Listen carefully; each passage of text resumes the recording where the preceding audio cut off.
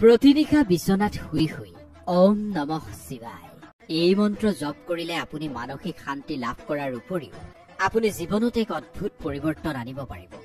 আপোনাৰ শৰীৰ আৰু আত্মাই এক সাংঘাতিক সঞ্জীৱনী শক্তি লাভ কৰিব। এই সাধাৰণ যেন লগা মন্ত্ৰভাগেই এক অদ্বিতীয় লাভ আপোনাৰ জীৱনলৈ লৈ আহিব পাৰে। আপুনি এই মন্ত্ৰৰ দ্বাৰা আপোনাৰ অভ্যন্তৰত এক ইতিবাচক শক্তি এই মন্ত্ৰই প্ৰদান কৰিব আৰু আপোনাৰ আত্মবিশ্বাস আগতকৈ বহু গুণে বৃদ্ধি কৰিব। আজিৰ পৰাই আপুনি প্ৰতি নিশা আপোনাৰ দৈনন্দিন কাম কাজৰ ভিতৰত এই মন্ত্ৰভাগ জপ কৰাৰ অভ্যাস গঢ়ি তোলক। শাওনৰ এই পবিত্ৰ সময়খিনিত প্ৰতি নিশা আপুনি এই মন্ত্ৰভাগ জপ কৰি জীৱনত এক অদ্বিতীয় লাভ অৰ্জন কৰিব পাৰিব। এতিয়া ভগৱান শিৱক তুষ্ট কৰাৰ সময়। এই মন্ত্ৰ কেনেকৈ জপ কৰিব লাগিব, কিমান বাৰ জপ কৰিব লাগিব, কেনেকৈ জপ কৰিলে আপুনি ইয়াৰ পৰা উত্তম ফল লাভ কৰিব, সকলো আজি মই আপোনালোকলৈ লৈ আহিছো। জীৱনৰ সকলো মনোকামনা এই মন্ত্ৰভাগি জপ কৰিয়ে আপুনি পূৰ্ণ কৰি ল'ব পাৰিব। ওম নমঃ শিৱায় এই মন্ত্ৰভাগ 108 বাৰ জপ কৰি গুৰু অবিহনে, ব্ৰহ্মচাৰ্য অবিহনে আপুনি জীৱনত যি ফল লাভ কৰিব সেইখিনি আপোনাক সঁচাকৈয়ে হতবাক কৰি তুলিব। এই মন্ত্ৰভাগি সঁচাকৈয়ে মহা শক্তিশালী মন্ত্ৰ। যেতিয়াই আপোনাৰ মন্ত্ৰভাগ সিদ্ধ হ'ব তেতিয়াই আপোনাৰ বহুত কিবা কিবি অনুভৱ হ'ব। যেতিয়া আপুনি বিচনাত শুই শুই মন্ত্ৰভাগ জপ কৰিব তেতিয়া আপোনাৰ ঘৰৰ আশে পাশে থকা যিবোৰ নেতিবাচক শক্তি সেই শক্তিবোৰ নিজে নিজেই নোহোৱা হৈ পৰিব।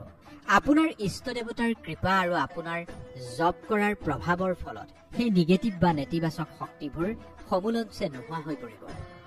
আৰু সকলোতকৈ ডাঙৰ লাভ কি হ'ব জানে? আপুনি আপোনাৰ ইষ্ট দেৱতাৰ দিব্য দৰ্শন বা দুৰ্লভ দৰ্শন লাভ কৰিব। ওম নমঃ শিৱায় এই মন্ত্ৰভাগ জপ কৰাৰ লগে লগে আপোনাৰ ওচৰে পাজৰে থকা, আপোনাৰ অভ্যন্তৰত থকা নিগেটিভিটিখিনি নোহোৱা হৈ পৰিব। আপুনি মানুহজন পজিটিভ হৈ পৰিব। যেতিয়া নিগেটিভিটিখিনি দূৰ দূৰলৈ গুচি যাব, আমাৰ যেতিয়া মনটো পজিটিভ হৈ পৰিব, যিটো কামতেই হাত দিব সেই কামটোতে আপুনি সফল হ'ব পাৰিব। শিকাই দিছো শুনক। আজি ৰাতি যেতিয়া আপুনি শুবলৈ ধৰিব, টোপনি যোৱাৰ পূৰ্বে গোটেই শৰীৰটো বিচনাখনত এৰি দিব।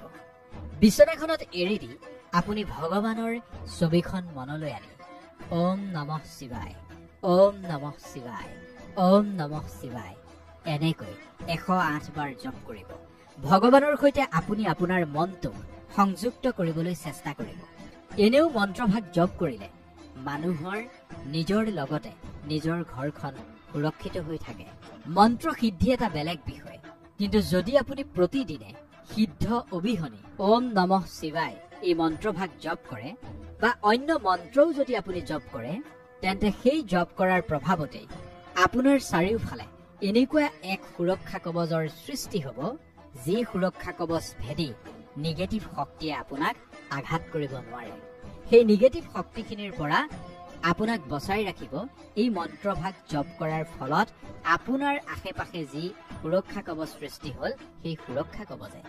এই মন্ত্ৰ জপ কৰিলে তাৰ প্ৰভাৱে আপোনাৰ অভ্যন্তৰৰ শক্তি জাগ্ৰত কৰি তুলিব আৰু আপোনাৰ অভ্যন্তৰত ইমান বেছি শক্তি আহিব, যাৰ জৰিয়তে আপুনি বেলেগৰ নিগেটিভিটিখিনিও নিঃশেষ কৰি দিব পাৰিব।